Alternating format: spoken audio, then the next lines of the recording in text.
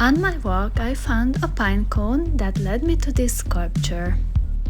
Do you want to know how my archer took shape? Back at the studio, the pine cone is cleaned of resin and dirt. Hey, suddenly there's two of them. Yes, because they will be legs. First, I need to cut some wire, actually two, for the two legs. Then I need to make a hole very carefully so that I don't destroy the top of that pine cone. Get some glue on top of the tip of the wire and just insert it. And do the same thing with the other one as well. Two more smaller pieces of wire. Can you guess what they are for? The bottom part of the cone also needs a hole for, you guessed it, for the little leg. This part is a little tricky but necessary because the paper pulp will keep the wire in place when it dries. The feet need some adjustment. I am bulking up the foot and keep adjusting it, then cover it with masking tape, and masking tape makes it easier for paper pulp to stick.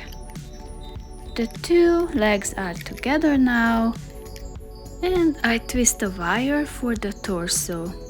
Up there you see the arms as well, and I start bulking up the torso with aluminum foil again, and just keep doing it many layers until I get the desired thickness.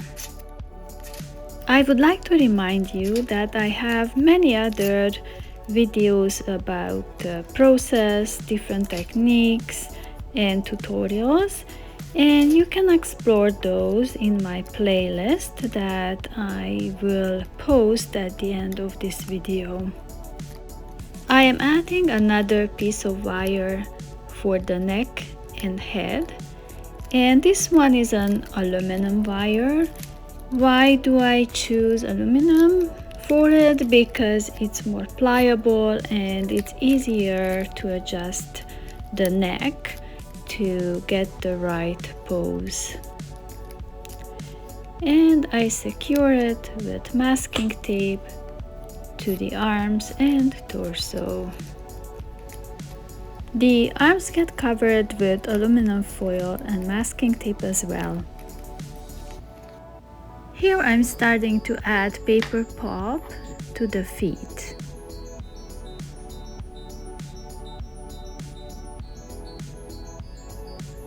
I am very careful with the torso because this is the part that will keep together the cones as legs.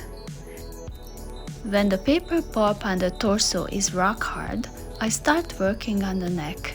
I wrap aluminum foil around it like before, bulk it up, and then masking tape it.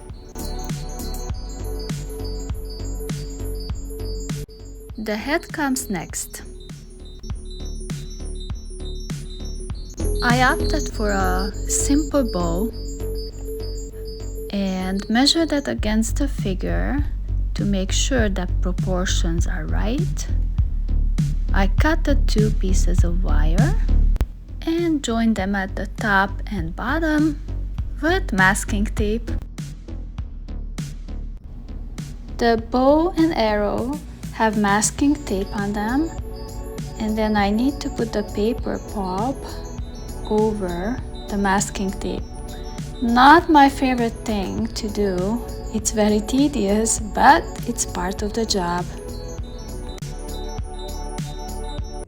Figuring out a gesture and looking at it from many different angles is a must. But I need to finish the head first before I work on the arms and the bow and arrow. Here you see why I had to finish the head first. Because the bow is very close to his face, so otherwise I would have not been able to get into the crevices, different corners, and to do the details, right? Why an archer? I had no idea why when I started this project, but it turns out in Jungian psychology, the symbolism of the archer is energy, intent, and focus.